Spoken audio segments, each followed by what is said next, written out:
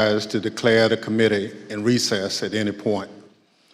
Pursuant to House Deposition Authority Regulation 10, the chair announces the committee's approval to release the deposition material presented during today's hearing. Good morning. Last week, the Select Committee laid out a preview of our initial findings about the conspiracy overseen and directed by Donald Trump to overturn the results of the 2020 presidential election and block the transfer of power, a scheme unprecedented in American history. My colleagues and I don't want to spend time talking about ourselves during these hearings, but as someone who's run for office a few times, I can tell you at the end of a campaign, it all comes down to the numbers. The numbers tell you the winner and the loser. For the most part, the numbers don't lie. But if something doesn't add up with the numbers, you go to court to get resolution. And that's the end of the line. We accept those results. That's what it means to respect the rule of law. That's what it means to seek elective office in our democracy. Because those numbers aren't just numbers, they're votes. They're your votes. They are the will and the voice of the people. And the very least we should expect from any person seeking a position of public trust is the acceptance of the will of the people, win or lose. Donald Trump didn't.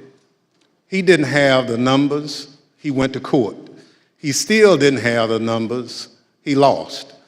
But he betrayed the trust of the American people. He ignored the will of the voters. He lied to his supporters and the country. And he tried to remain in office after the people had voted him out, and the courts upheld the will of the people.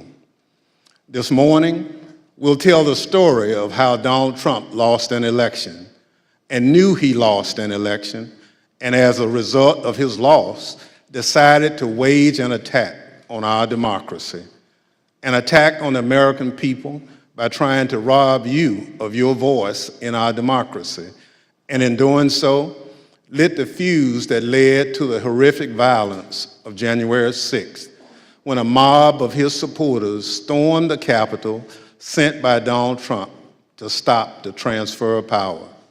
Today, my colleague from California, Ms. Lofgren, and our witnesses will detail the Select Committee's findings on these matters. But first, I will recognize our distinguished Vice Chair, Ms. Cheney of Wyoming, for any opening statement she'd care to offer. Thank you very much, Mr. Chairman. Last week, as the Chairman noted, our committee began outlining a 7-part plan overseen by President Trump to overturn the 2020 election. Today, we will begin looking at the initial part of that plan, President Trump's effort to convince millions of Americans that the election was stolen from him by overwhelming fraud. A federal court has already reviewed elements of the committee's evidence on this point and said this, quote, "In the months following the election, numerous credible sources from the president's inner circle to agency leadership and statisticians informed President Trump and Dr. Eastman that there was no evidence of election fraud," close quote, sufficient to overturn the 2020 presidential election. The court's opinion methodically documents each of the principal reasons for that conclusion, and I would urge all those watching to read it. Today, we will begin to show the American people some of our evidence. Today, you will hear much more from former Attorney General Bill Barr's recorded testimony, and you will hear in greater detail what others in the department told President Trump, that his claims of election fraud were nonsense. You will also hear much more from President Trump's own campaign experts, who had also concluded that his fraud claims could not be supported. Let me focus briefly on just 3 points now. First, you will hear firsthand testimony that the president's campaign advisors urged him to await the counting of votes and not to declare victory on election night.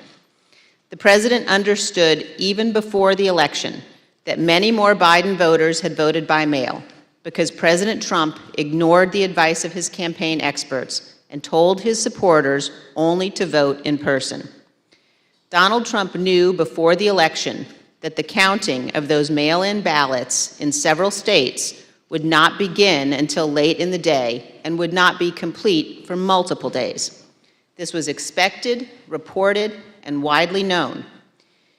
You will also hear testimony that President Trump rejected the advice of his campaign experts on election night and instead followed the course recommended by an apparently inebriated Rudy Giuliani to just claim he won and insist that the vote counting stop, to falsely claim everything was fraudulent. He falsely told the American people that the election was not legitimate. In his words, quote, a major fraud. Millions of Americans believed him. Second, pay attention to what Donald Trump and his legal team said repeatedly about Dominion voting machines. Far-flung conspiracies with a deceased Venezuelan communist allegedly pulling the strings. This was, quote, complete nonsense, as Bill Barr said. President Trump's own campaign advisors, his Department of Justice, and his cybersecurity experts all told him the same thing. Here, for example, is White House lawyer Eric Hirschman.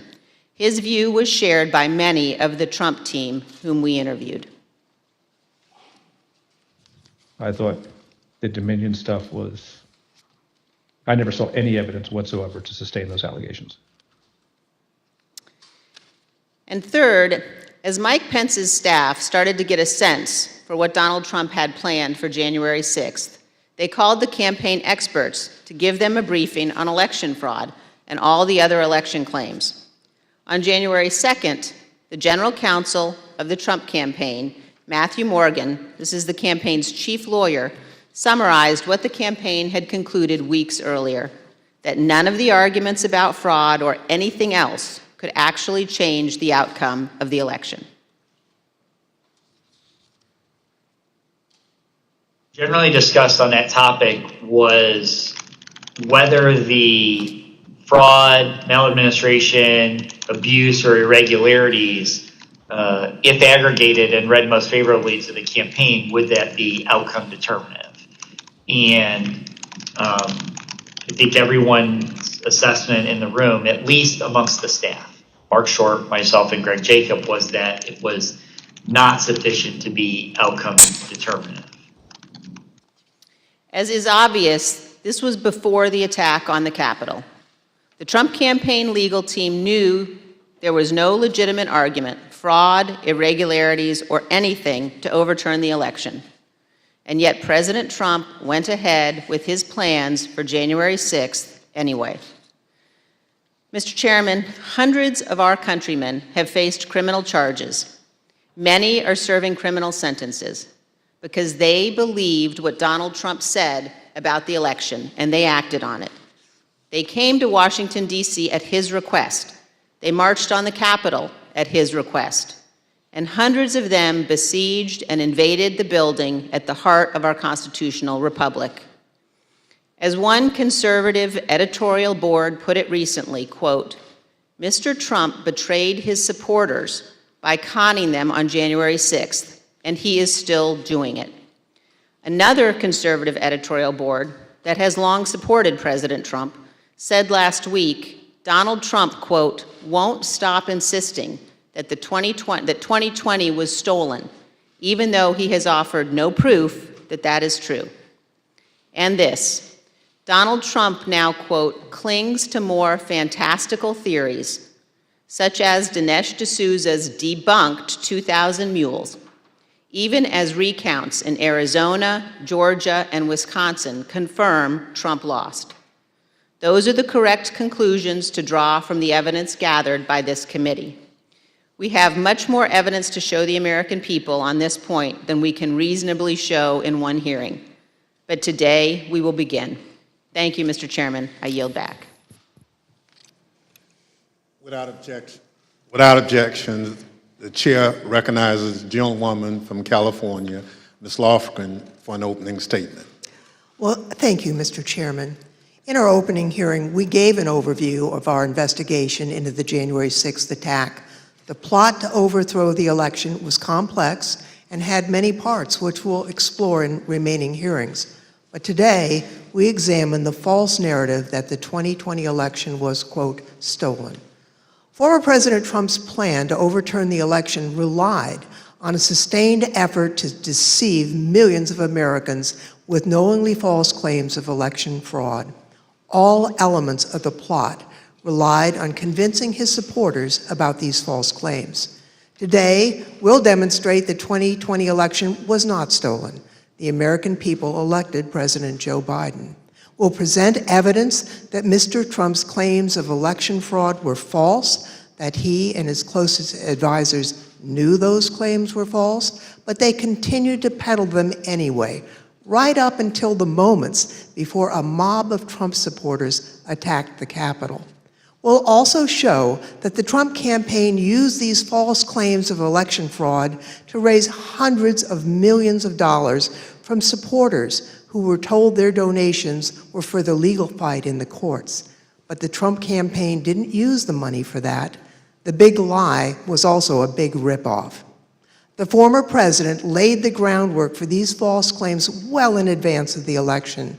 As early as April 2020, Mr. Trump claimed that the only way he could lose an election would be as a result of fraud.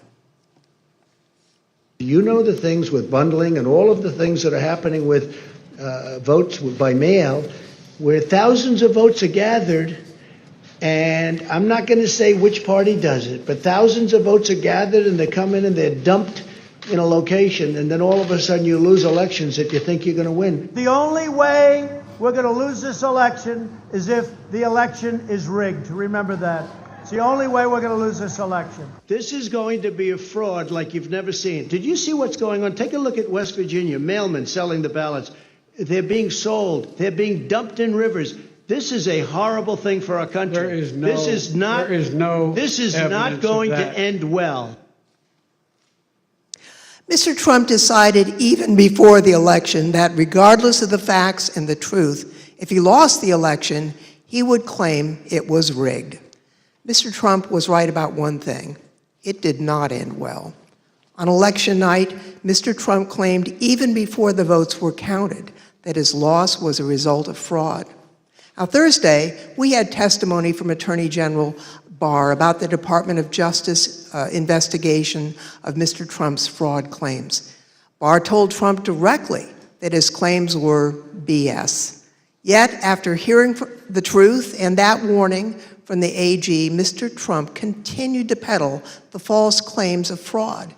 You'll hear detailed testimony from Attorney General Barr describing the various election fraud claims the Department of Justice investigated.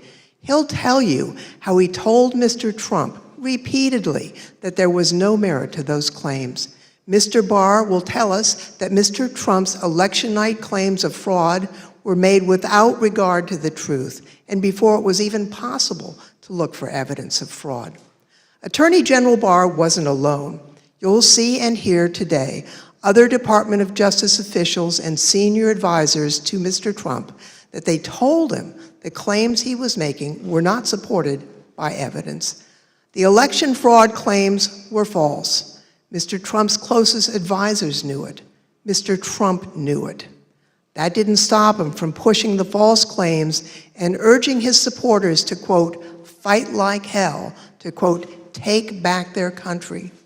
After he lost the election, various legal challenges were made. You'll hear testimony today from a renowned Republican election litigation lawyer who will explain the normal process by which candidates challenge an election. Rather than accept the results of the election and the decisions of the courts, Mr. Trump pursued a different strategy. He tried to convince the American people the election had been stolen. Many of his supporters believed him, and many still believe him today. The attack on January 6th was a direct and predictable result of Mr. Trump's decision to use false claims of election fraud to overturn the election and to cling to power. Mr. Chairman, I yield back. Thank you very much. I now welcome our first witness. We're joined today by former Fox News politics editor Chris Stilwell. Bill Stepien, President Trump's former campaign manager, was subpoenaed to be here and was in Washington this morning, prepared to testify. Kevin Marino, Mr. Stepien's attorney, is here with us today. Thank you, Mr. Marino, for coming. And he has advised us that Mr. Stepien's wife went into labor this morning. Mr. Stepien unexpectedly had to travel to be with his wife, and we wish him the best. Due to the depth and rigor of our investigation, we've several hours of Mr. Stepien's testimony from when we interviewed him in February, and we will be presenting that testimony today. I'll now swear in our witness. The witness will please stand and raise his right hand. Do you swear or affirm under penalty of perjury that the testimony you're about to give is the truth, the whole truth, and nothing but the truth, so help you God? Thank you. You may be seated. Let the record reflect the witness answered in the affirmative. I now recognize myself for questions. I want to start by showing a video that tells the story of what was going on in the Trump White House on election night in November of 2020. Do you remember where you were on the night of the election, November the 3rd? I was at the White House. You know where specifically over the course of that night you spent your time within the White House? There was an event that was organized in the residence, so I moved between the residence, a room sort of off the residence where some family members were. I take it the president was upstairs in the residence. He was upstairs. We were kind of on the first floor, so not upstairs. We were with, mostly with Ivanka and her brothers and a couple other people who'd be coming in and out. Can you just describe the atmosphere? What were people expecting that night when you got to the White House? I think that there was, typically for people who show up there on election night, it's going to be a self-select, more positive environment. I think people were a little bit nervous, not knowing what was going to happen with the red wave or the red mirage as the debate was being carried out. The Fox News Decision Desk is calling Arizona for Joe Biden. That is a big get for the Biden campaign. Arizona's called. Do you remember that? I do. What do you remember happening where you were when Arizona was called? There was surprise at the call. Who was surprised? Most everyone in the room. Were you being one of them? Yes. Did that shift the atmosphere or the attitude in the White House? Completely. How so? Can you describe that? Because Fox News was the first one to go out and say that. So was it anger kind of directed towards Fox News for making a call more so than like disappointment that maybe the campaign lost Arizona? All the above. So both anger and disappointment. Both disappointed with Fox and concerned that maybe our data or our numbers weren't accurate. Were you in the White House residence during the sort of past midnight into the early morning hours of November 4th? Yes, oh sure. It went over beyond midnight, yes. Do you remember Rudy Giuliani being at the White House on election night and into the early hours the next morning? I do. What do you remember about when he came? He was, I had heard that he was upstairs, in that aforementioned reception area. And he was looking to talk to the president, and it was suggested instead that he come talk to several of us down off the map room. You said that you had heard that Mr. Giuliani wanted to talk to the president, and then he was directed your way. Did you end up talking to Mr. Giuliani when he was directed your way? I did. What was that conversation?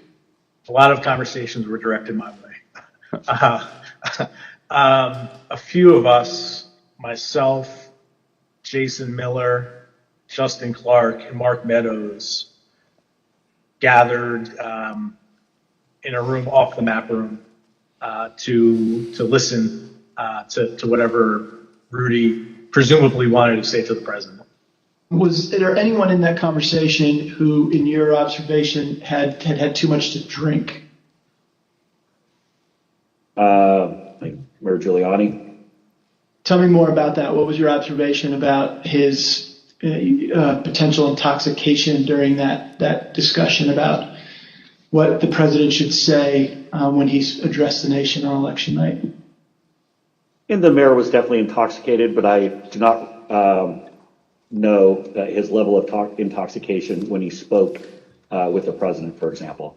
Were you part of any discussions with the people I mentioned, Mr. Stepien, Mr. Meadows, or anyone else, about whether the president should make any sort of speech on election night? I mean, I spoke to the president. They may have been present, but President spoke to the president several times that night. There were suggestions by, I believe it was Mayor Giuliani, to go and declare victory and say that we'd won it outright.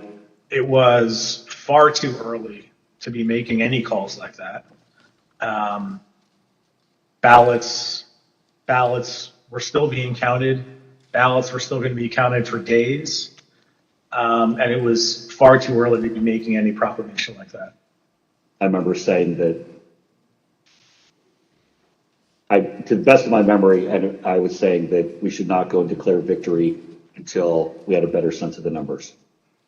Okay, can you be more specific about that conversation, in particular what Mayor Giuliani said, your response, and then anybody else in the room's response?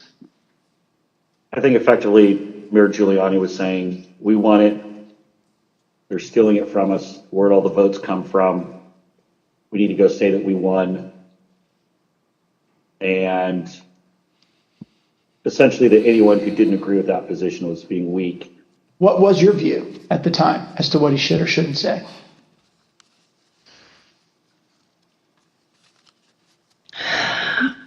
I don't know that I had a firm view as to what he should say in that circumstance. The results were still being counted.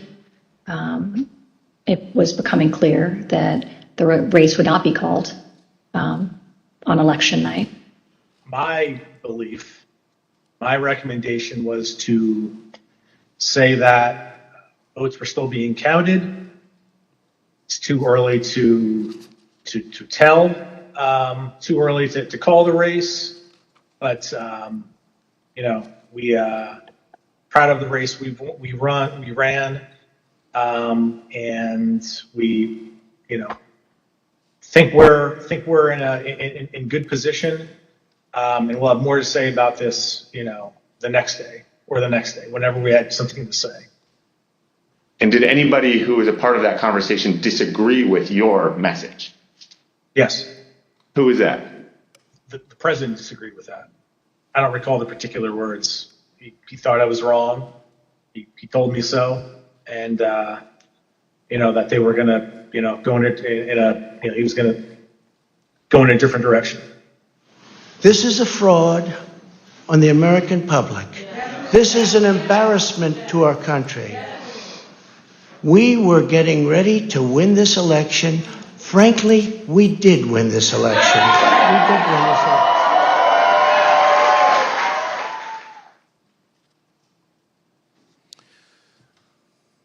Mr. Steiwalt, did President Trump have any basis to declare victory on November 4th, 2020?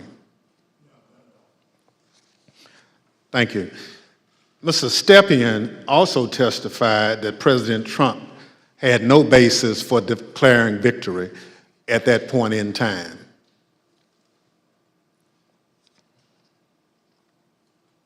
My belief My recommendation was to say that votes were still being counted.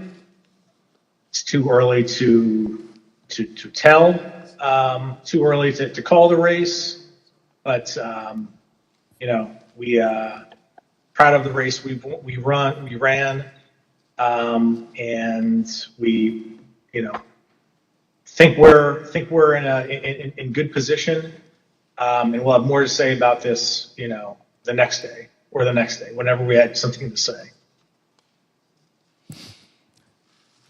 Thank you. Mr. Stilwell, after the votes were counted, who won the presidential election of 2020? Joseph Robinette Biden Jr. of the great state of Delaware. Thank you. That's the bottom line. We've had an election. Mr. Trump lost, but he refused to accept the results of the democratic process. Pursuant to Section 5C8 of House Resolution 503, I now recognize the gentlewoman from California, Ms. Lofgren, for questions. Well, thank you, Mr. Chairman. Mr. Schauwald, I'd like you to explain a term that was thrown around a lot during the election, and that's the so-called red mirage. What does that mean? So in the 40 or 50 years, let's say, that Americans have increasingly chosen to vote by mail or early or absentee, Democrats prefer that method of voting more than Republicans do. So basically, in every election, Republicans win Election Day and Democrats win the early vote. And then you wait and start counting, and it depends on which ones you count first, but usually it's Election Day votes that get counted first. And you see the Republicans shoot ahead, and then the process of bailing and binding and unbinding all those mail-in votes. In some states like Pennsylvania refuse to count the votes first, so you have to wait for all of that to come in. So in every election, certainly a national election, you expect to see the Republican with a lead, but it's not really a lead. When you put together a jigsaw puzzle, it doesn't matter which piece you put in first, it ends up with the same image. So for us, who cares? But that's because no candidate had ever tried to avail themselves of this quirk in the election counting system.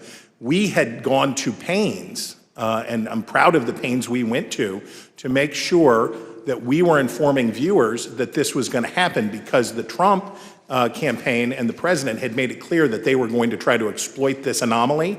And we knew it was going to be bigger because the percentage of early votes was higher, right? We went from about 45% of the votes being early and absentee to, because of the pandemic, that increased by about 50%. So we knew it would be longer, we knew it would be more. So we wanted to keep telling viewers, hey, look, the number that you see here is sort of irrelevant because it's only a small percentage of these votes.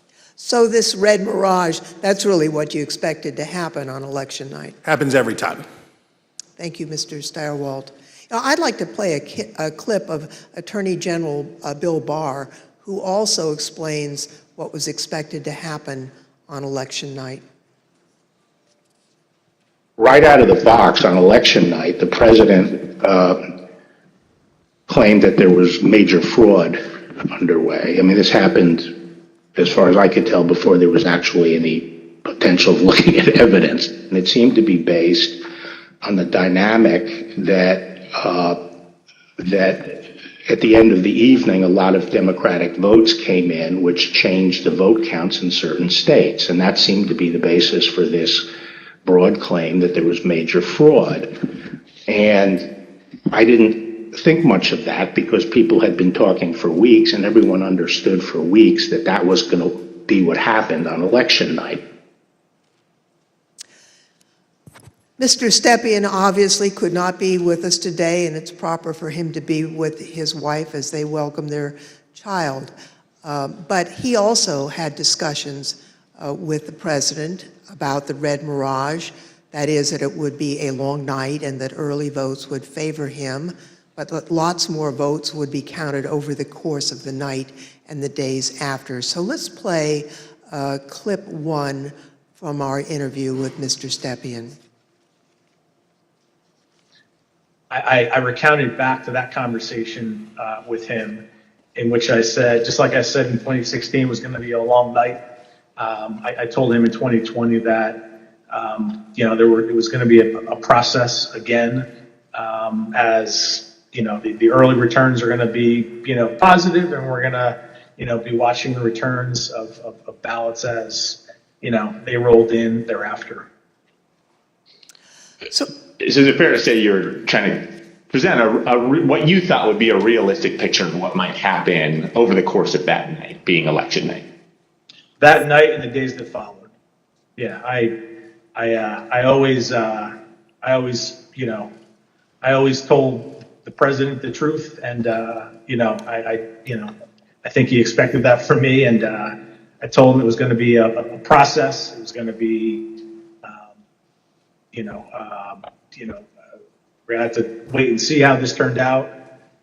So I just like I did in 2016, I did the same thing in 2020. So let's watch a short clip of President Trump speaking after he received that information from his campaign advisors. We want all voting to stop. We don't want them to find any ballots at 4 o'clock in the morning and add them to the list. So when former President Trump said that, it contradicted what his advisors had warned would happen. We all know that mail-in ballots played an important role in the 2020 election.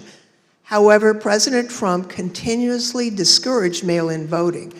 Mr. Stepien was so concerned about the president's position on mail-in voting that in the summer of 2020, he met with President Trump along with House Minority Leader Kevin McCarthy. Let's play clip 4. Meeting that was had, in particular, I invited Kevin McCarthy to join the meeting, he being of like mind on the issue with me, in which we made our case for why we believed mail-in voting not to be a bad thing for his campaign. The president's mind was made up, and he understands, how many times to, go to the well on a particular topic. Yeah, I understand. Tell me a little bit more about the argument that you and Mr. McCarthy made to the president in that meeting as to why it wasn't a bad thing that mail-in voting was available. Largely two pillars to that argument, both of which I've previously mentioned. One, leaving a good deal to chance, pushing or urging your voters to vote only on election day leaves a lot to chance. That's A. And B, also previously mentioned, the fact that the Trump campaign, Republican National Committee, the Republican Party had an advantage of grassroots workers and volunteers on the ground that would allow, an advantage to enhance return rates of ballots that were mailed. Those were the two pillars of the argument. I see. And what, if anything, do you recall Representative McCarthy saying during that meeting? We were echoing the same argument. I mean, his words echoed mine, and vice versa on those two topics. Mr. Stirewalt, you were at the decision desk at Fox News on election night, and you called Arizona early for President Biden, which was controversial. How did you make that call, and where did you think the race stood in the early hours of the next day? Well, it was really controversial to our competitors who we beat so badly by making the correct call first. Our decision desk was the best in the business, and I was very proud to be a part of it. Because we had partnered with the Associated Press and the National Opinion Research Center at the University of Chicago, thanks to my colleague and friend Arnon Mishkin, had built a wonderful device for forecasting the outcomes of elections. So we had a different set of data than our competitors did. We had more research, and we had a better system, and we had a great team. So what you're waiting to see is, do the actual votes match up with the expectations in the poll? The real votes are testing the quality of your poll in targeted precincts and in targeted places. And let me tell you, our poll in Arizona was beautiful, and it was doing just what we wanted it to do, and it was cooking up just right. And at some point, and I forget exactly who, but at some point it became clear that Arizona was getting ready to make a call. So we, my boss, Bill Salmon, said we're not making any call until everybody says yes, because that was always our policy, unanimity. And you have to understand, in this room, you have, the best. People from academia, Democrats, Republicans, a broad cross-section of people who had worked together for a decade, who are really serious about this stuff. So we knew it would be a consequential call because it was one of 5 states that really mattered, right? Wisconsin, Michigan, Pennsylvania, Georgia, Arizona were the ones that we were watching. We knew it would be significant to call any one of those 5, but we already knew Trump's chances were very small and getting smaller based on what we had seen. So we were able to make the call early. We were able to beat the competition. We looked around the room, everybody says yay, and on we go. And by the time we found out how much everybody was freaking out and losing their minds over this call, we were already trying to call the next state. We had already moved on. We were to Georgia, we were to North Carolina, we were looking at these other states. So we thought we were pleased, but not surprised. I see.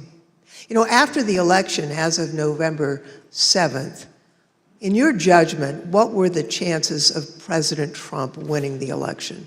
After that point? Yes. None. I mean, I guess it's always possible that you could have, a truckload of ballots be found somewhere, I suppose. But once you get into this space, ahead of today, I thought about what are the largest margins that could ever be overturned by a recount, and the kind of stuff that we heard Mike Pence talking about, sounding like a normal Republican that night when he said, we'll keep every challenge. Nothing like that. In a recount, you're talking about hundreds of votes. When we think about calling a race, one of the things that we would think about is it outside the margin of a recount? And when we think about that margin, we think about, in modern history, you're talking about 1,000 votes, 1,500 votes at the way, way outside. Normally, you're talking about hundreds of votes, maybe 300 votes that are going to change. So the idea that through any normal process in any of these states, remember, he had to do it thrice, right? He needed 3 of these states to change.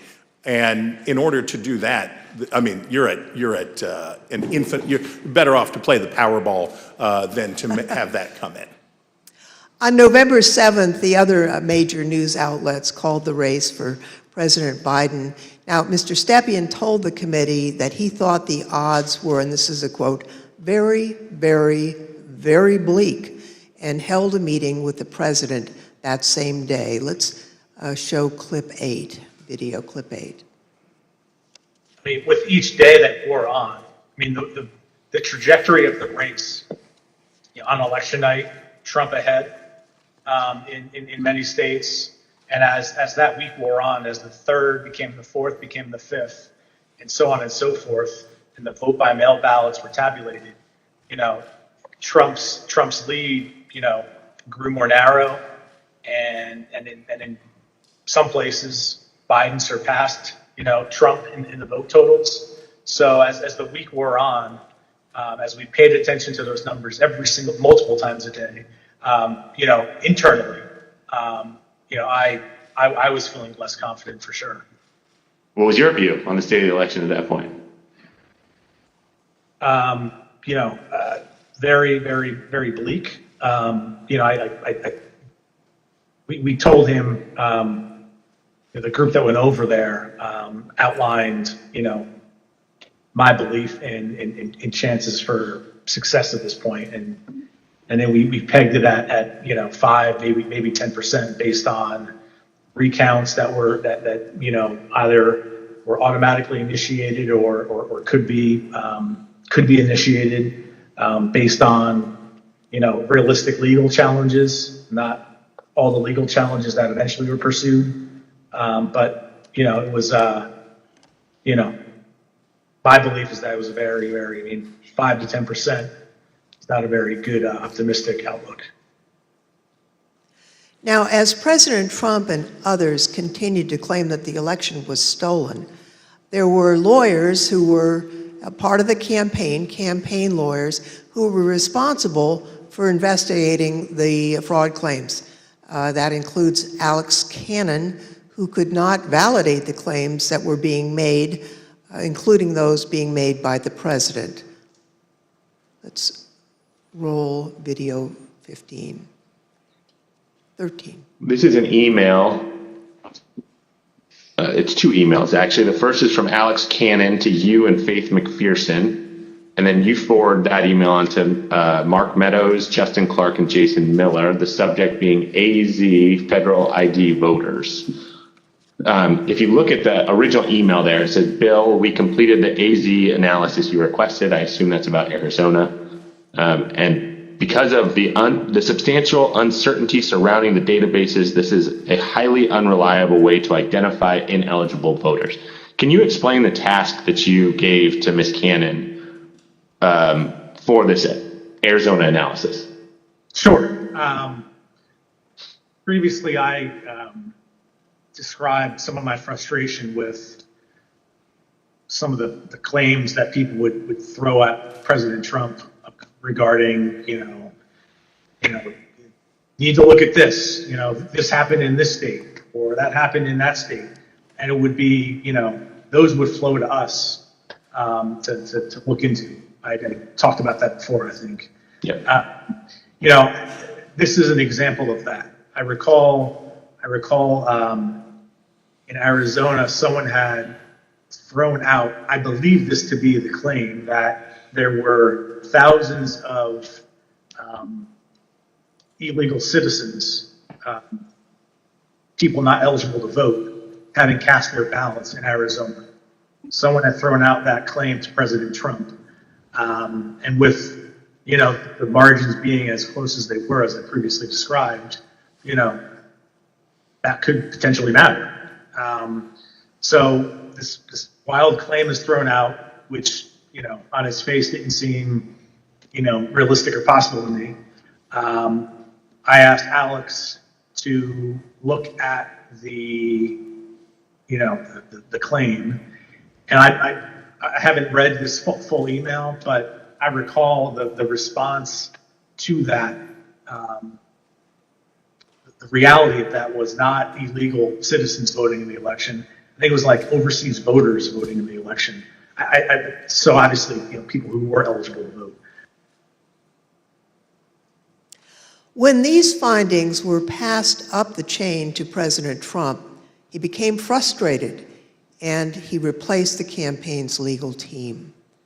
Let's play clip 14.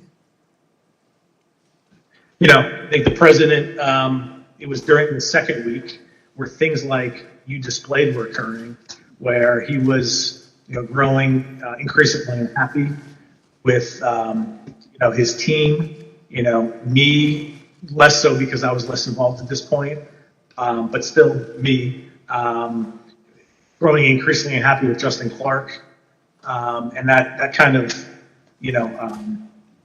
paved the way for, Justin to be moved out and Mayor Giuliani to be moved in as the person in charge of, the legal side of the campaign and, for all intents and purposes, the campaign at that point. Now, when Mr. Stepien became campaign manager, he was the second Trump campaign manager for the 2020 race, and there were only about 115 days until Election Day. So let's play the video. I inherited a campaign that was, the day I was hired was, I believe, President Trump's low point in the 2020 daily average polling against President Biden. It was a campaign at a low point in the polls. It was structurally and fiscally deficient. There was a great deal wrong with the campaign in both of those areas. So most of my day spent fixing and I think I took over with 115 days left in the campaign. Most of my time was spent fixing the things that could be fixed with 115 days left in the campaign. Now, Mr. Stepien has been in the campaign field for a long time, and he worked for lots of different candidates and campaigns. He testified to this committee about his concerns given the claims that Mr. Giuliani and Ms. Powell and their team were making publicly. Let's play clip 15. Okay, and was it important for you, Mr. Stepien, to sort of pull back just for your own professional reputation? You didn't want to be associated with some of what you were hearing from the Giuliani team and others that sort of stepped in the wake of your departure? I didn't mind being categorized. There were two groups of, we called them kind of my team and Rudy's team. I didn't mind being characterized as being part of Team Normal, as reporters, kind of started to do around that point in time. I said, hours ago, early on that, I've been doing this for a long time, 25 years, and I've spanned, political ideologies from Trump to McCain to Bush to Christie, and I can work under a lot of circumstances for a lot of varied, candidates and politicians, but a situation where, and I think along the way I've built up a pretty good, I hope, a good reputation for being honest and professional, and I didn't think what was happening was necessarily honest or professional at that point in time. So that led to me stepping away. So the president did get rid of Team Normal, and I'd like to play a clip showing that the president found the people he needed to perpetuate his claims of fraud. They saw a big truck bringing in 100,000 ballots in garbage cans, in waste paper baskets, in cardboard boxes, and in shopping baskets. And every single one of them was for Biden because they were being notified by Smartmatic in Frankfurt that Biden was way behind and they better come up with a lot more ballots. And we can prove every single thing I just said. If you gave me the paper ballots, I could probably turn around each one of these states. I'm absolutely convinced if you let me examine each one of those ballots, I pull out enough that were fraudulent that it would shake the hell out of the country. It can set and run an algorithm that probably ran all over the country to take a certain percentage of votes from President Trump and flip them to President Biden, which we might never have uncovered had the votes for President Trump not been so overwhelming in so many of these states that it broke the algorithm. I remember that one of the things Mark said at some point was, you can't show an actual vote was flipped, which I found at the time to be a remarkable assertion because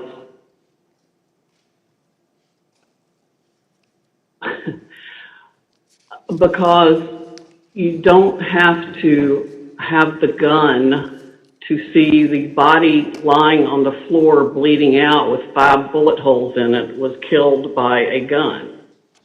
What they were proposing, I thought was nuts. And the theory was also completely nuts, right? I mean, it was a combination of Italians, Germans. I mean, different things have been floating around as to who was involved. I remember Hugo Chavez and the Venezuelan. She has an affidavit from somebody who says they wrote a software in, it's something with the Philippines, and just all over the radar. Did you ever share, Mr. Kushner, your view of Mr. Giuliani? Did you ever share your perspective about him with the president?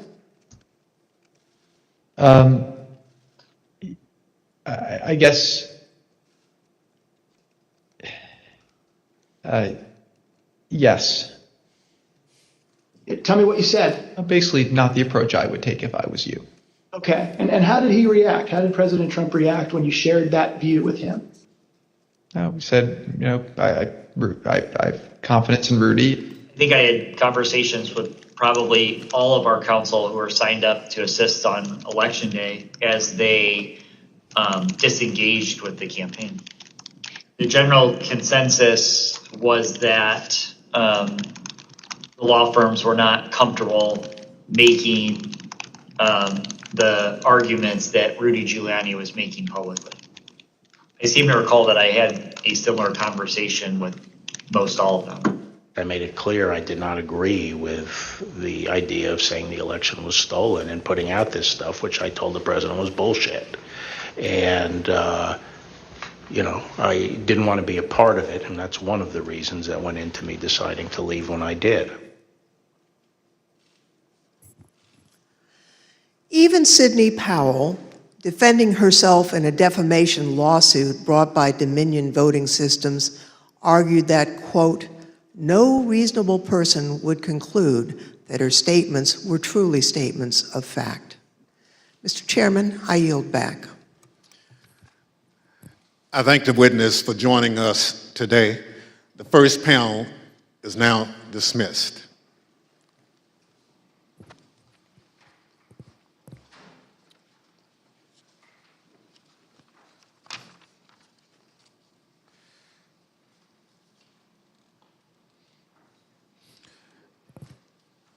Without objection, the chair recognizes the gentlewoman from California, Ms. Lofgren. Thank you, Mr. Chairman. Last week, we presented the testimony of former Attorney General Bill Barr, who testified before this committee.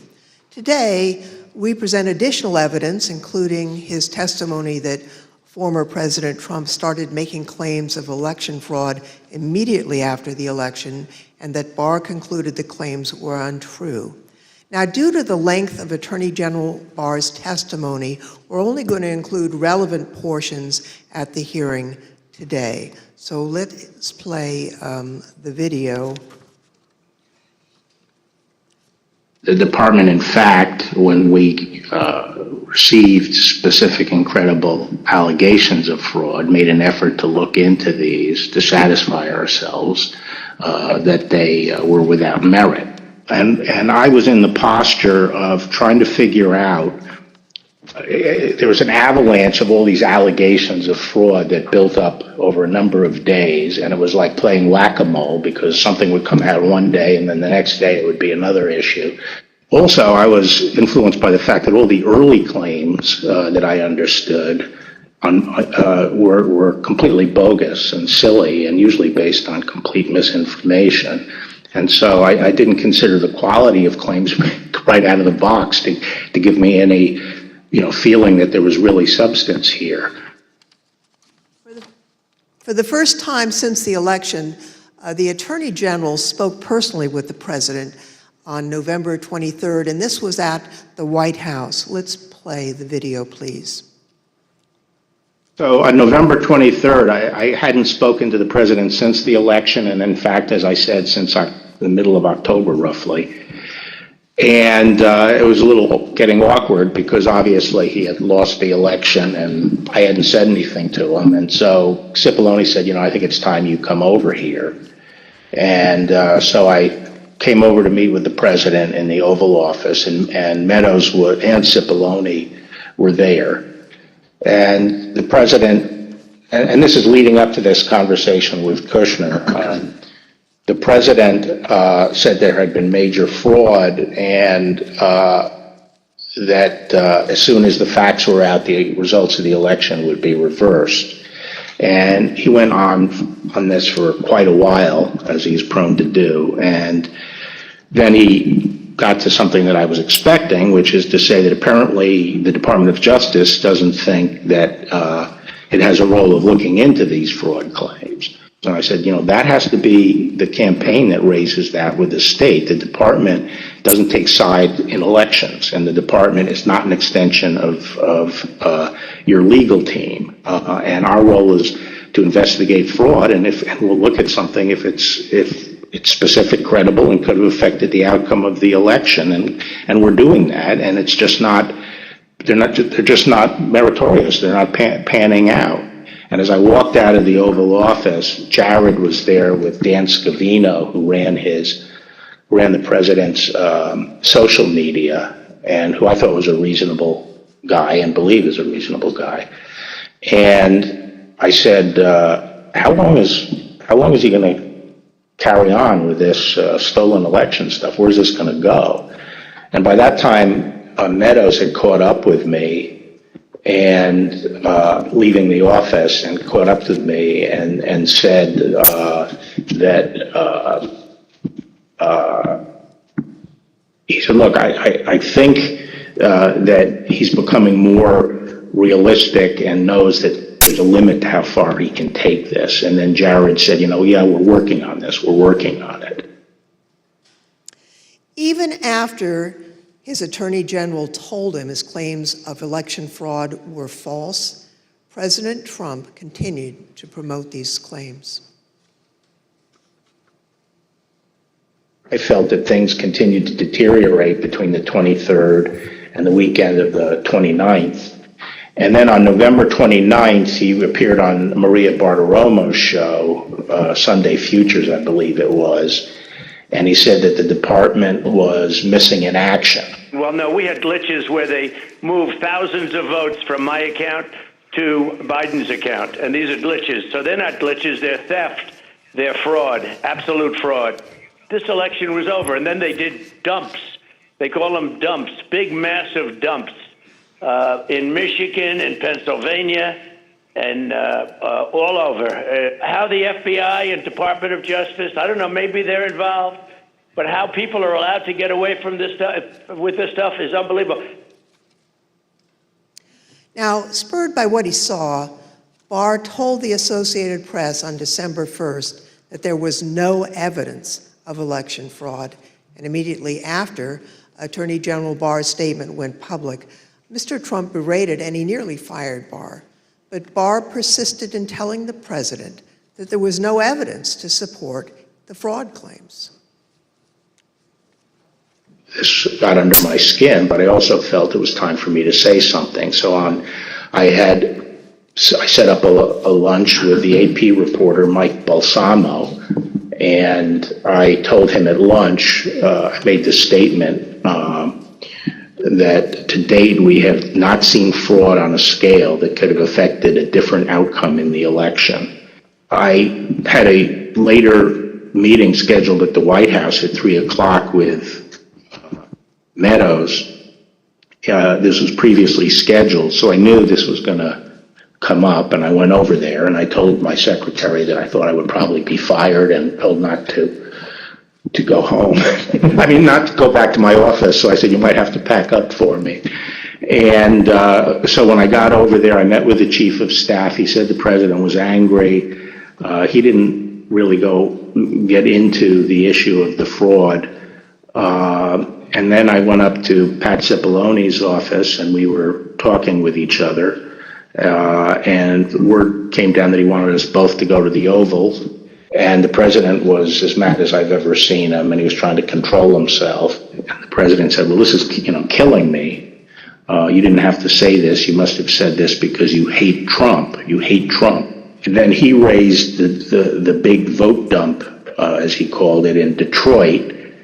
And that, he said people saw boxes coming into the counting station at all hours of the morning and so forth. And I explained to him that at that point I knew the exact number of precincts in Detroit. I think it was 630 something. I said, Mr. President, there are 630 precincts in Detroit, and unlike elsewhere in the state, they centralized the counting process, so they're not counted in each precinct. They're moved to counting stations, and so the normal process would involve boxes coming in at all different hours. So there's nothing.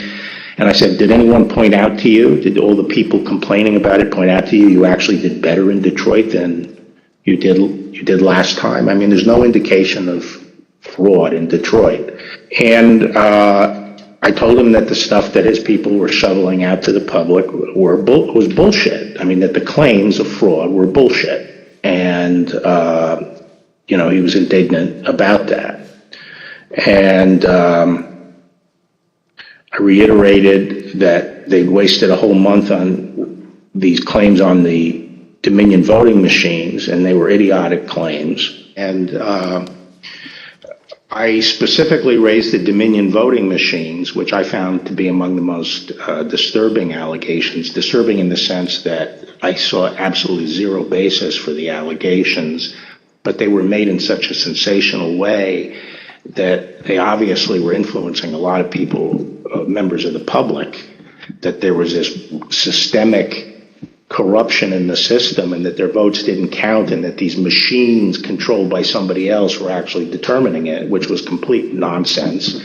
And it was being laid out there. And I told them that it was crazy stuff and they were wasting their time on that. And it was doing a grave disservice to the country.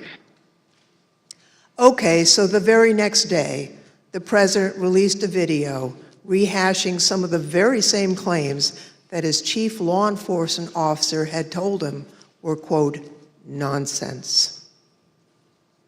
Here's an example. This is Michigan. At 6:31 in the morning, a vote dump of 149,772 votes came in unexpectedly.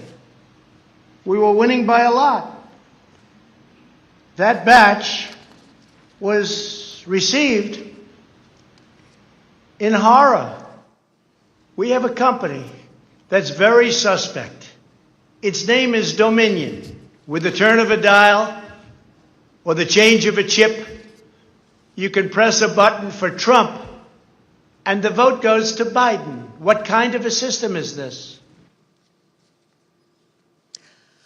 Barr again told the president that there was nothing to these claims on December 14th. When I walked in, sat down, he went off on a monologue saying that there was now definitive evidence involving fraud through the Dominion machines. And a report had been prepared by a very reputable cybersecurity firm, which he identified as Allied Security Operations Group, and he held up the report, and then he asked that a copy of it be made for me. And while a copy was being made, he said, this is absolute proof that the Dominion machines were rigged. The report means that I'm going to have a second term. And then he gave me a copy of the report. And as he talked more and more about it, I sat there flipping through the report and looking through it. And to be frank, it looked very amateurish to me. Didn't have the credentials of the people involved, but I didn't see any real qualifications. And the statements were made very conclusory, like, these machines were designed to, engage in fraud or something to that effect, but I didn't see any supporting information for it. And I was somewhat demoralized because I thought, boy, if he really believes this stuff, he has, lost contact with he's become detached from reality if he really believes this stuff. On the other hand, when I went into this and would tell him how crazy some of these allegations were, there was never an indication of interest in what the actual facts were. In my opinion then, and my opinion now, is that the election was not stolen by fraud.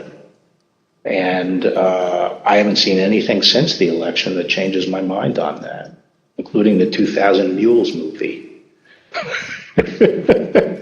Well, maybe you can assess that 2,000 mules, and people are talking about that.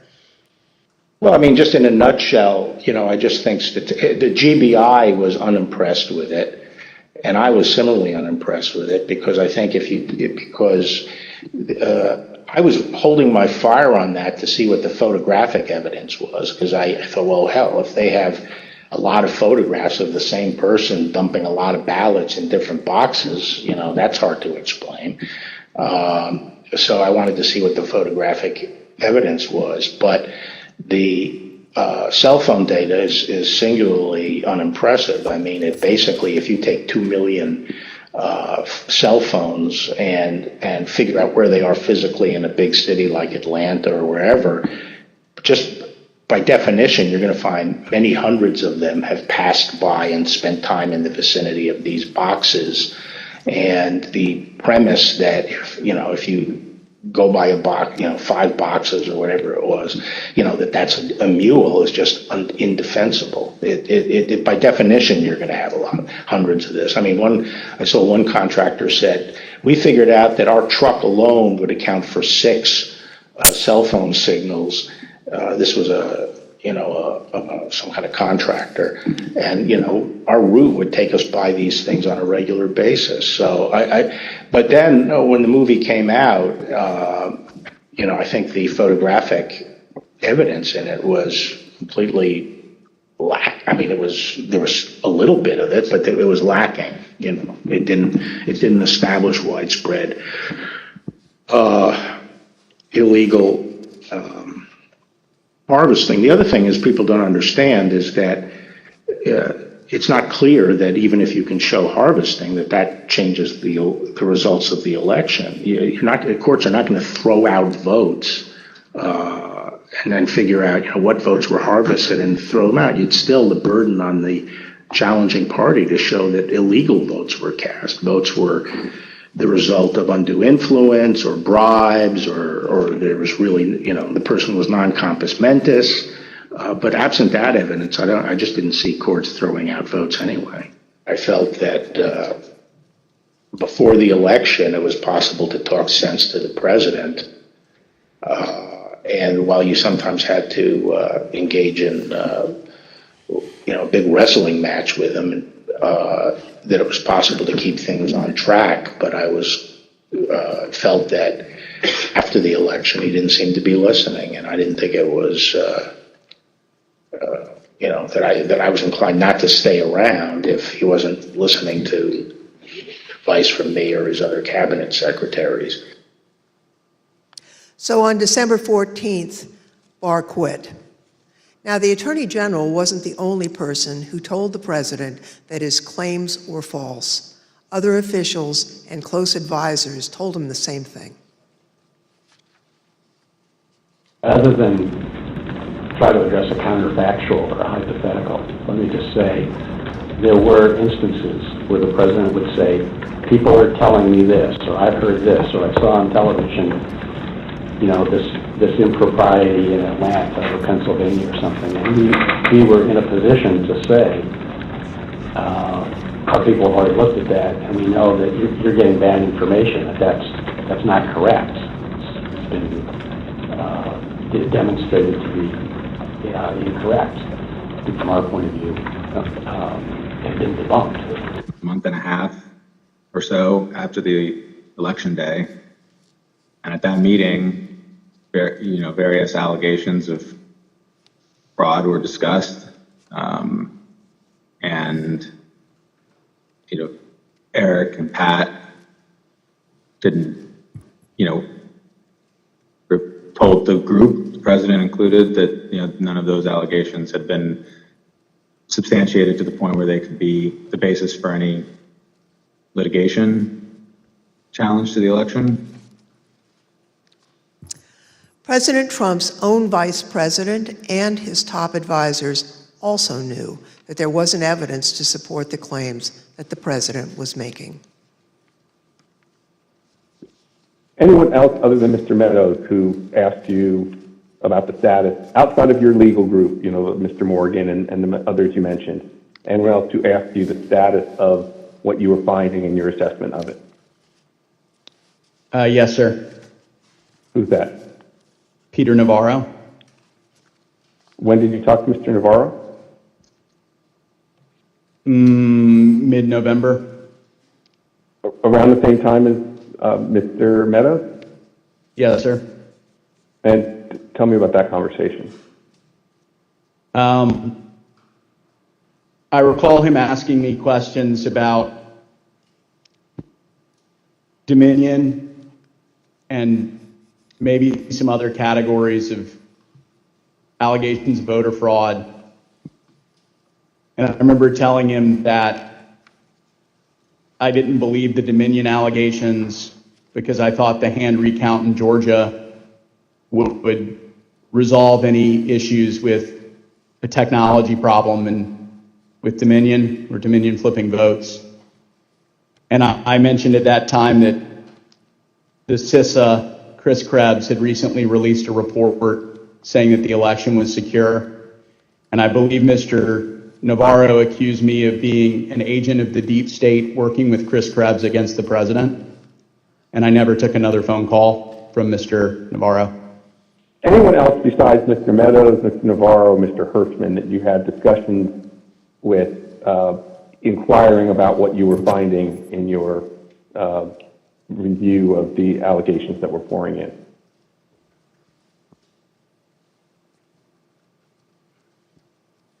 I believe I had about a 15-second conversation with the vice president about it as well. When was that? During one of the visits to the White House. I don't know which one. I think it was the first one in November. I had met him briefly at the campaign, and he remembered me and saw me.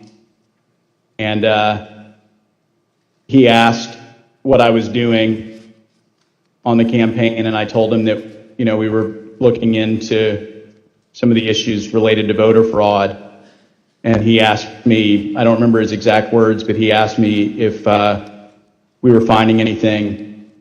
And I said that I didn't believe we were finding it, or I was not personally finding anything sufficient to alter the results of the election. And he thanked me. That was our interaction. At a later hearing, you'll hear live testimony from the former acting Deputy Attorney General of the Department of Justice, Rich Donahue. But now I'd like to play a portion of his testimony.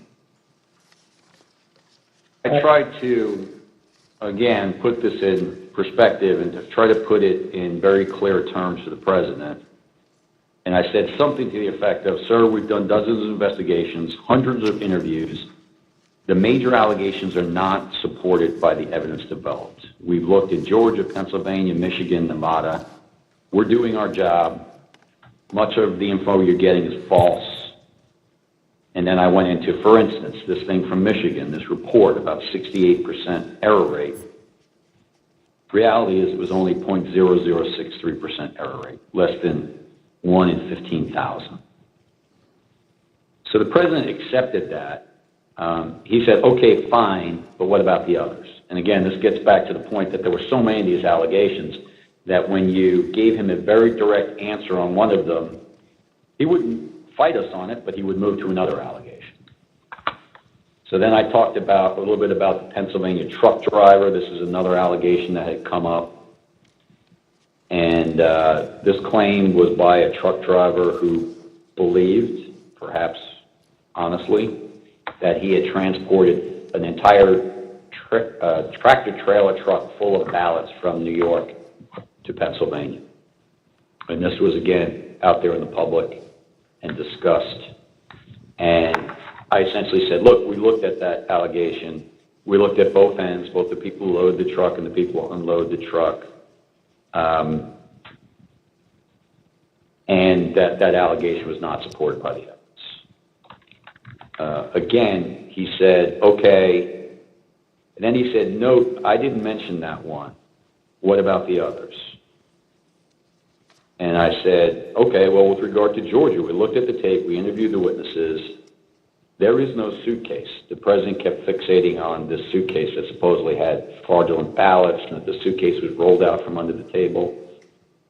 And I said, no, sir, there is no suitcase. You can watch that video over and over. There is no suitcase. There is a wheeled bin where they carry the ballots, and that's just how they move ballots around that facility. There's nothing suspicious about that at all. I told them that there was no multiple scanning of the ballots. One part of that allegation was that they were taking one ballot and scanning it through 3 or 4 or 5 times to rack up votes, presumably for Vice President Biden. I told him that the video did not support that. Then he went off on double voting. At the top of the next page, he said, dead people are voting. Indians are getting paid to vote. He meant people on Native American reservations.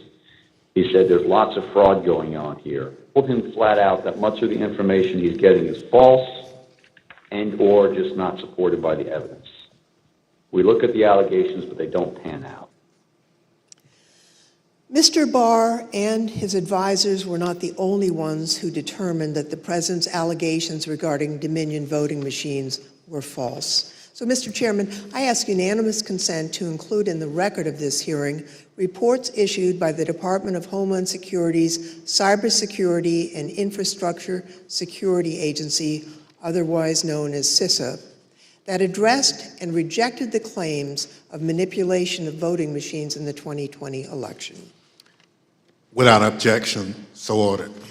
Thank you, Mr. Chairman. I also ask unanimous consent to include in the record a report prepared by the Michigan Senate Oversight Committee that disproved claims of election fraud in Michigan, as well as a statement by 59 of the country's leading election security scientists, noting the absence of any credible evidence that the 2020 election had been altered through technical compromise, and 5 other reports from organizations and individuals confirming there was no widespread fraud in the 2020 election or describing the spread of the former president's lies. Without objection, so ordered. Thank you, Mr. Chairman, and I yield back. Pursuant to the order of the committee for today, the chair declares the committee in recess for a period of approximately 10 minutes.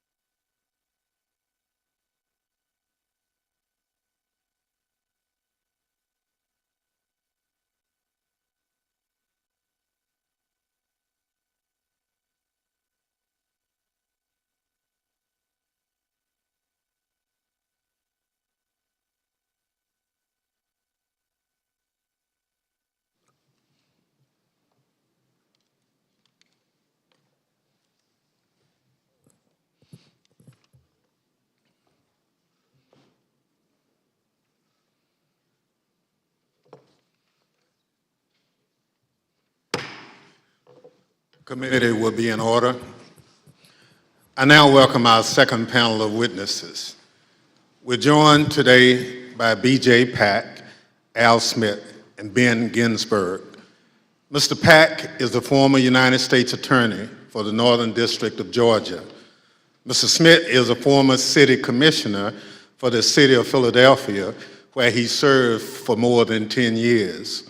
Mr. Ginsberg is one of the leading election law attorneys in the country and has represented Republican presidential candidates in election litigation dating back to 2000, where he represented George W. Bush in the Bush v. Gore litigation.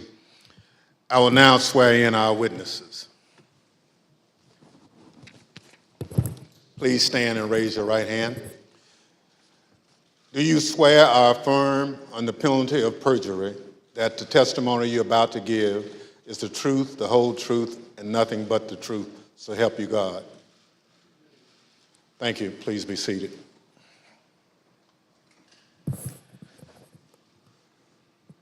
Let the record reflect the witnesses answered in the affirmative. Pursuant to Section 5C8 of House Resolution 503, I now recognize the gentlewoman from California, Ms. Lofgren, for questions. Thank you, Mr. Chairman. Before the break, I think you all heard Mr. Barr and Mr. Donahue talk about the false claims that Mr. Trump and his supporters made about suitcases of fake ballots in Georgia. We have a witness here today who thoroughly investigated that issue. Mr. Pack, I want to thank you for appearing before us today. You were appointed by President Trump to serve as a U.S. Attorney for the Northern District of Georgia, and you served from 2017 until January of 2021. You were the lead federal prosecutor there and worked for the Department of Justice under then Attorney General Bill Barr. Now, were you ever asked by Attorney General Barr to investigate claims of voter fraud in the 2020 election? And if so, what were those claims? Thank you, Congressman Lofgren. Thank you for the question. Approximately December 4th, I believe, of 2020, Attorney General Barr and I had a conversation about an unrelated case to the case at issue. At the end of the conversation, Mr. Barr had asked me if I had seen a certain videotape that was being reported in the news where Mr. Giuliani, in a Senate subcommittee hearing that was held the day before, May 3rd, showed a videotape of a purportedly a security tape at the State Farm Arena in Atlanta, which is also in Fulton County in the city of Atlanta. Yes. At the time, Mr. Barr asked me that he had made a public statement that he had not seen any widespread election fraud that would question the outcome of the election. And because of the videotape and the serious allegation that Mr. Giuliani was making with respect to the suitcase full of ballots purported in the video, he asked me to find out what I could about it, because he had envisioned that in some days after our call that he was going to go to the White House for a meeting, and then that issue might come up. He asked me to make it a priority to get to the bottom of, just try to substantiate the allegation made by Mr. Giuliani. Thank you. I understand the Georgia Secretary of State's office investigated those State Farm Arena allegations and didn't find any evidence of fraud. What did you find when your office conducted its own investigation? We found that the suitcase full of ballots, the alleged black suitcase that was being seen pulled from under the table, was actually an official lockbox where ballots were kept safe. We found out that there was a mistake in terms of a misunderstanding that they were done counting ballots or tallying ballots for the night, and the partisan watchers that was assigned by each of the respective parties were announced to send home. But once they realized the mistake, someone from the Secretary of State's office had indicated that, no, we're not done for the night. You need to go ahead and continue counting. So once they packed up the lockbox full of ballots, they brought back the official ballot box again and continue to tally the ballots from the lockbox. Unfortunately, during the Senate hearing, Mr. Giuliani only played a clip that showed them pulling out the official ballot box from under the table and referring to that as a smoking gun of fraud in Fulton County. But in actuality, in review of the entire video, it showed that that was actually an official ballot box that was kept underneath the tables. And then we saw them pack up because of the announcement that they thought they were done for the night. And then once the announcement was made that you should continue counting, they brought the ballot box back out and they continued to count. The FBI interviewed the individuals that are depicted in the videos that purportedly were double, triple counting of the ballots, and determined that nothing irregular happened in the counting, and the allegations made by Mr. Giuliani were false. Thank you very much. I'd like to play again a testimony from Mr. Donahue, who appeared before the committee before today. Mr. Donahue, we talked at some length about whether or not the White House or the president was informed about the Antrim report. On the results of the investigations, the interviews that have gone on Fulton County, how would those results have been communicated to the White House, to the president? I don't know how they were initially communicated. I do know that they came up in subsequent conversations with the president, and Dag Rose and I essentially told him, we looked into that, and it's just not true. Okay, so he was informed. I told the president myself that several times in several conversations, that these allegations about ballots being smuggled in a suitcase and run through the machine several times, it was not true. That we looked at the video, we interviewed the witnesses, it was not true. Mr. Pack, after you left the U.S. Attorney's Office on January 4th, 2021, did the next U.S. Attorney there, I think Mr. Trump's personal pick, Bobby Christine, did he investigate any remaining claims of fraud? And if so, did he find any evidence that supported the president's claims of voter fraud? It is my understanding that Mr. Christine continued any investigations that were pending at the time of my departure, but he was unable to find any evidence of fraud that affected the outcome of the election.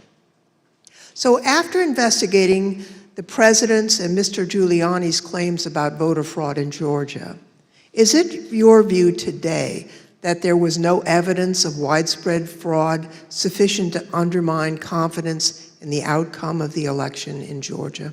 That is correct.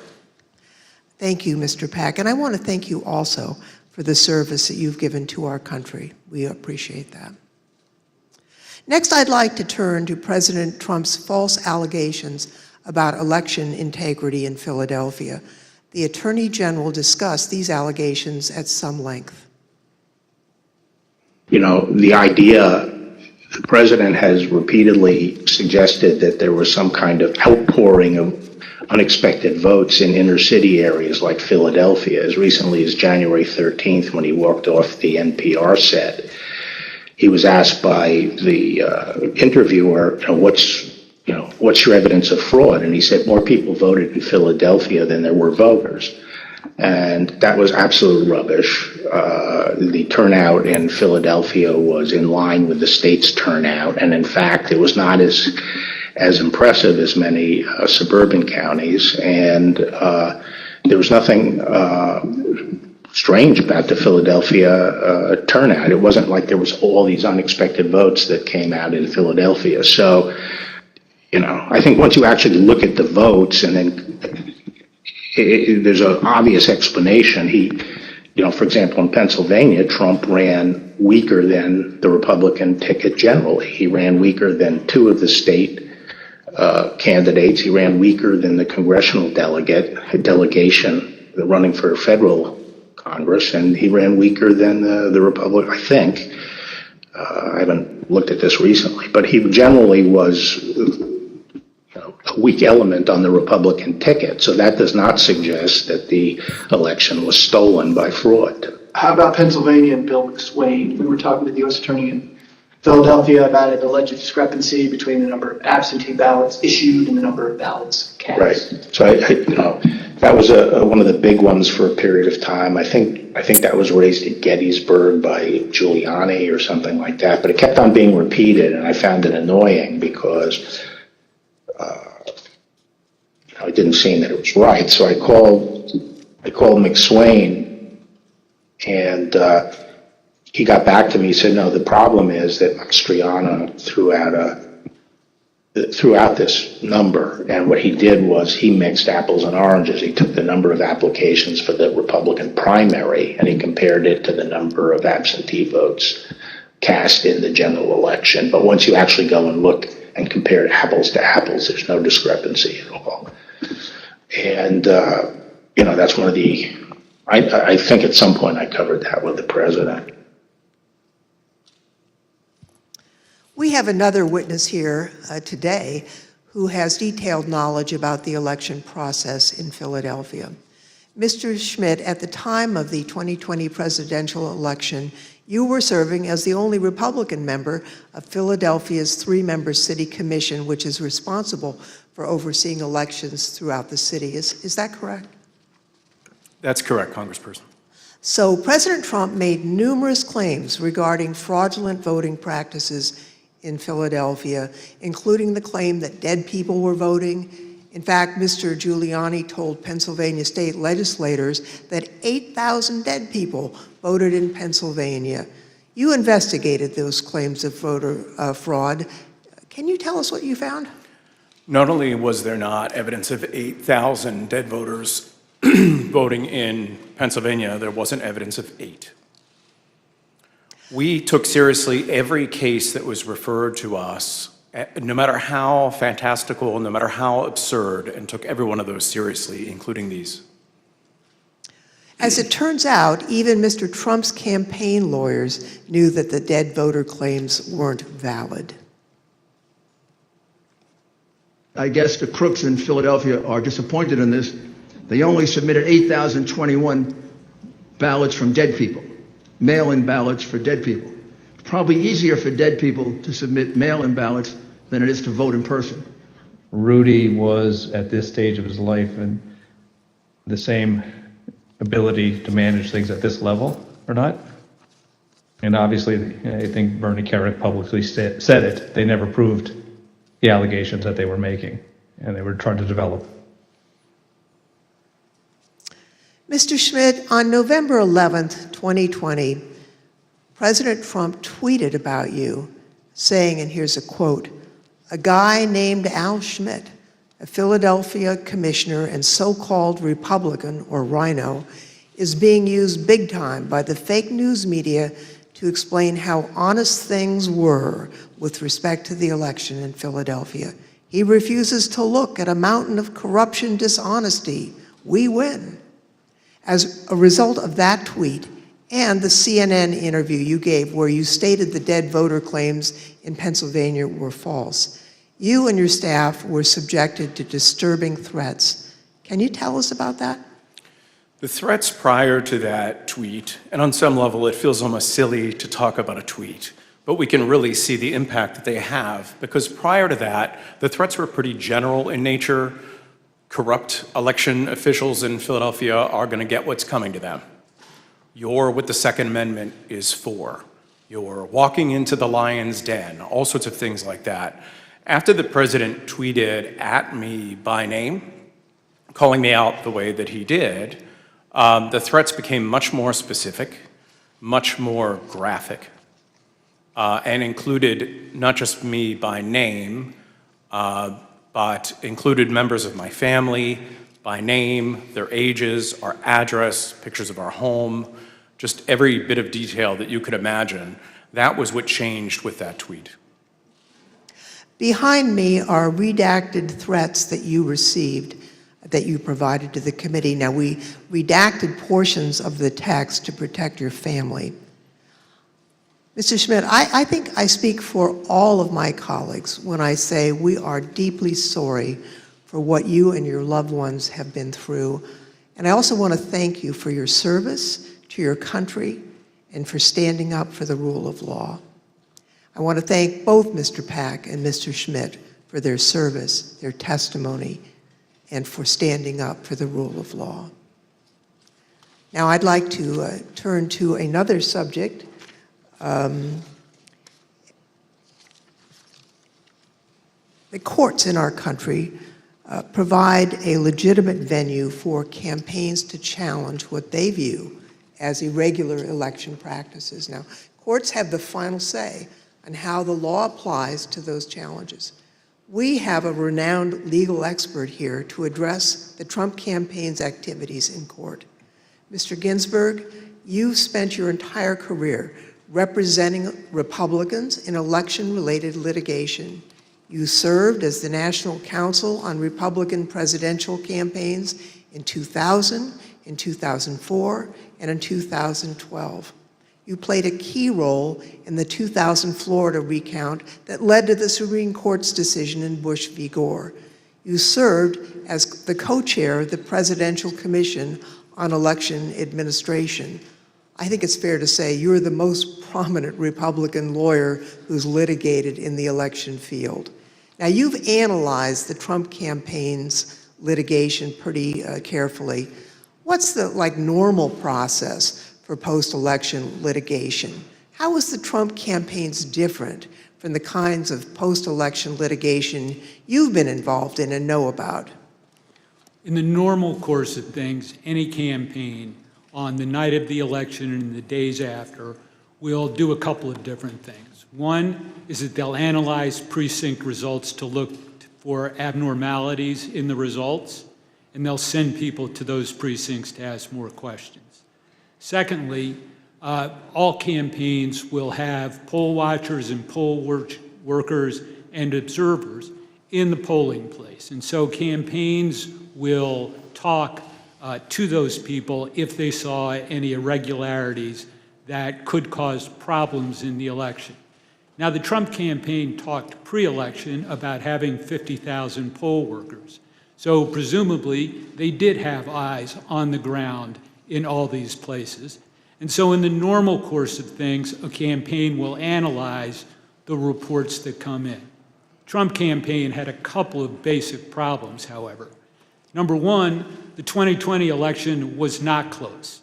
In 2000, that was 537 and close. In this election, the most narrow margin was 10,000 and something in Arizona, and you just don't make up those sorts of numbers in recounts. And when the claims of fraud and irregularities were made, you've heard very compelling testimony from Mr. Stepien, from Matt Morgan, from Alex Cannon about those claims and how they didn't believe them.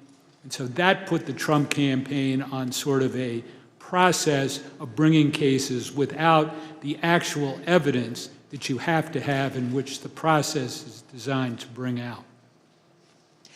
So are you aware of any instance in which a court found the Trump campaign's fraud claims to be credible? No, there was never that instance. In all the cases that were brought, and I've looked at the more than 60 that include more than 180 counts, and no, the simple fact is that the Trump campaign did not make its case. The Select Committee has identified 62 post-election lawsuits filed by the Trump campaign and his allies between November 4th, 2020 and January 6th, 2021. Those cases resulted in 61 losses and only a single victory, which actually didn't affect the outcome for either candidate. Despite those 61 losses, President Trump and his allies claim that the courts refused to hear them out, and as a result, they never had their day in court. Mr. Ginsburg, what do you say about the claims that Mr. Trump wasn't given an opportunity to provide the evidence they had of voter fraud? Did they have their day in court? They did have their day in court. About half of those cases that you mentioned were dismissed at the procedural stage for a lack of standing. The proper people didn't bring the case, or there wasn't sufficient evidence and it got dismissed on a motion to dismiss. But in the other, there was discussion of the merits that that was contained in the complaints. And in no instance did a court find that the charges of fraud were real. And it's also worth noting that even if the Trump campaign complained that it did not have its day in court, there have been post-election reviews in each of the 6 battleground states that could have made a difference. And those ranged from the somewhat farcical Cyber Ninjas case in Arizona to the Michigan Senate report that was mentioned earlier, the hand recount in Georgia that Mr. Pack addressed. And in each one of those instances, there was no credible evidence of fraud produced by the Trump campaign or his supporters. Thank you. You know, as Mr. Ginsburg has explained, there are no cases where the Trump campaign was able to convince a court that there was widespread fraud or irregularities in the 2020 election. Over and over, judges appointed by Democrats and Republicans alike directly refuted this false narrative. They called out the Trump campaign's lack of evidence for its claims, and the judges did that even in cases where they could have simply thrown out the lawsuit without writing a word. You can see behind me a few excerpts from the decisions in these 62 cases. The Trump campaign's lack of evidence was criticized by judges across the political spectrum. In Pennsylvania, a Trump-appointed judge concluded, quote, "Charges require specific allegations and proof. We have neither here." Another Trump-appointed judge warned that if cases like these succeeded, quote, "Any disappointed loser in a presidential election able to hire a team of clever lawyers could flag claimed deviations from election results and cast doubt on election results." The list goes on and on. Allegations are called, quote, "an amalgamation of theories, conjecture, and speculation." In another, strained legal arguments without merit, unsupported by evidence, derived from wholly unreliable sources, a fundamental and obvious misreading of the Constitution. The rejection of President Trump's litigation efforts was overwhelming. 22 federal judges appointed by Republican presidents, including 10 appointed by President Trump himself, and at least 24 elected or appointed Republican state judges dismissed the president's claims. At least 11 lawyers have been referred for disciplinary proceedings due to bad faith and baseless efforts to undermine the outcome of the 2020 presidential election. Rudy Giuliani had his license to practice law suspended in New York, and just this week, a newly filed complaint will potentially make his suspension from practicing law in D.C. permanent. And as we've just heard from perhaps the most preeminent Republican election lawyer in recent history, the Trump campaign's unprecedented effort to overturn its election loss in court was a deeply damaging abuse of the judicial process. As stated by U.S. District Court Judge David Carter, this was, quote, "a coup in search of a legal theory." Thank you, Mr. Chairman. I yield back.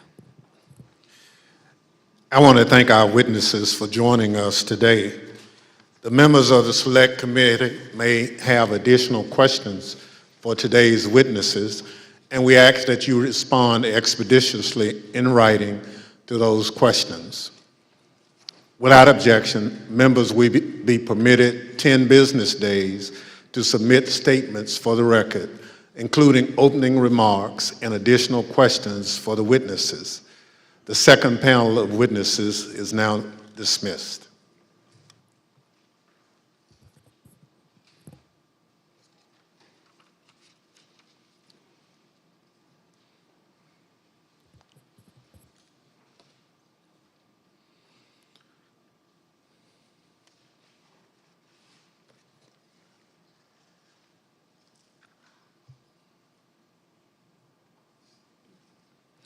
Without objection, the chair recognizes the gentlewoman from California, Ms. Lofgren, for a closing statement. Thank you, Mr. Chairman. Now that we understand the litigation efforts by President Trump and his allies, I'd like to present additional actions taken by the Trump campaign during this time. President Trump continued to push the stolen election narrative, even though he and his allies knew that their litigation efforts, making the same claim, had failed. Now, it's worth pointing out that litigation generally does not continue past the safe harbor date of December 14th. But the fact that this litigation went on, well, that decision makes more sense when you consider the Trump campaign's fundraising tactics. Because if the litigation had stopped on December 14th, there would have been no fight to defend the election and no clear path to continue to raise millions of dollars. Mr. Chairman, at this time, I'd ask for unanimous consent to include in the record a video presentation describing how President Trump used the lies he told to raise millions of dollars from the American people. These fundraising schemes were also part of the effort to disseminate the false claims of election fraud. Without objection, so My name is Amanda Wick, and I'm Senior Investigative Counsel with the House Select Committee to investigate the January 6th attack on the United States Capitol. Between Election Day and January 6th, the Trump campaign sent millions of fundraising emails to Trump supporters, sometimes as many as 25 a day. The emails claimed the, quote, left-wing mob was undermining the election, implored supporters to, quote, step up to protect the integrity of the election, and encouraged them to, quote, fight back. But as the Select Committee has demonstrated, the Trump campaign knew these claims of voter fraud were false, yet they continued to barrage small-dollar donors with emails, encouraging them to donate to something called the Official Election Defense Fund. The Select Committee discovered no such fund existed. I don't believe there is actually a fund called the Election Defense Fund. Is it fair to say that the Election Defense Fund was another, I think we called it a marketing tactic? Yes. And tell us about these funds as marketing tactics. Just a topic matter where money could potentially go to be, how money could potentially be used. The claims that the election was stolen were so successful, President Trump and his allies raised $250 million, nearly $100 million in the first week after the election. On November 9th, 2020, President Trump created a separate entity called the Save America PAC. Most of the money raised went to this newly created PAC, not to election-related litigation. The Select Committee discovered that the Save America PAC made millions of dollars of contributions to pro-Trump organizations, including $1 million to Trump Chief of Staff Mark Meadows' charitable foundation, $1 million to the America First Policy Institute, a conservative organization which employs several former Trump administration officials, $204,857 to the Trump Hotel Collection, and over $5 million to Event Strategies, Inc., the company that ran President Trump's January 6th rally on the Ellipse. All of us here today do not want to see our election victory stolen by emboldened radical left Democrats, which is what they're doing. The evidence developed by the Select Committee highlights how the Trump campaign aggressively pushed false election claims to fundraise, telling supporters it would be used to fight voter fraud that did not exist. The emails continued through January 6th, even as President Trump spoke on the Ellipse. 30 minutes after the last fundraising email was sent, the Capitol was breached.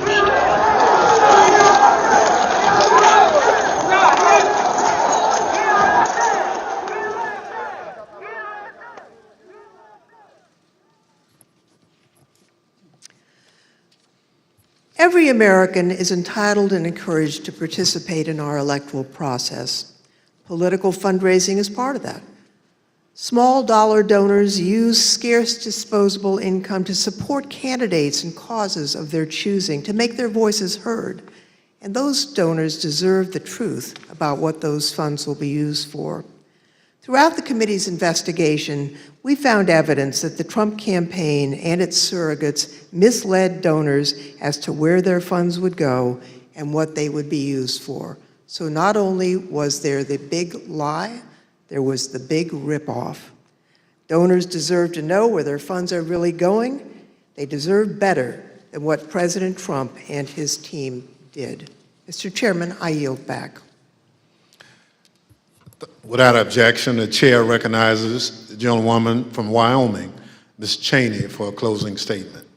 Thank you very much, Mr. Chairman. Mr. Chairman, I would like to thank all of our witnesses today, and I'd also like to, in particular, wish Mr. Stepien and his family all the best on the arrival of a new baby.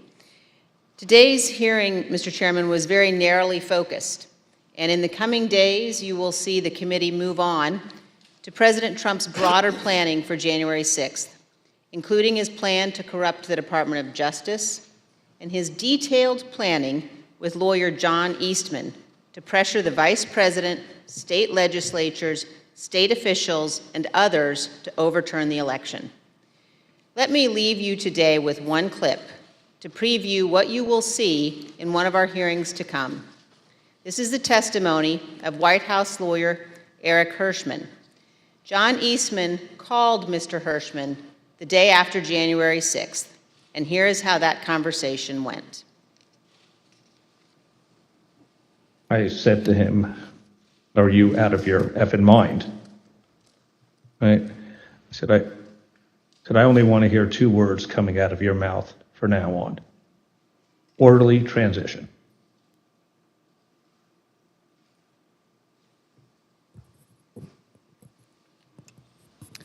Thank you, Mr. Chairman. I yield back. At the conclusion of last week's hearing, we showed you a video of rioters explaining why they had come to Washington on January 6th. It was because Donald Trump told them to be here. Today we heard about some of the lies Donald Trump embraced and amplified when it became clear he didn't have the numbers of votes to win the election. We heard about how officials at different levels of government explored claims of fraud and found no evidence, yet the former president continued to repeat those false claims over and over again. Today, we'll end things where we did on Thursday, back on January 6th, hearing words of individuals who wanted to stop the transfer of power. We know they were there because of Donald Trump. Now we hear some of the things they believed. Without objection, I enter into the record a video presentation. I know exactly what's going on right now. Fake election. They think they're gonna fucking cheat us out of our vote and put communist fucking Biden in office. It ain't fucking happening today, buddy. You voted? Yes, sir. How'd it go? Voted early. It went well, except for the can't really trust the software. Dominion software all over. We voted, and right in the top right-hand corner of the Dominion voting machine that we used, there was a Wi-Fi symbol with 5 bars. So that most definitely connected to the internet, without a doubt. So they stole that from us twice. We're not doing it anymore. We're not taking it anymore. So we're standing up, we're here, and whatever happens, we're not laying down again. I'm from Pennsylvania. It didn't work. It absolutely worked. It didn't work. No. Trust the system. 200,000 people that weren't even registered voted. 430,000 votes disappeared from President Trump's tally. And you can't stand there and tell me that it worked. I don't want to say that what we're doing is right. But if the election's being stolen, what is it going to take?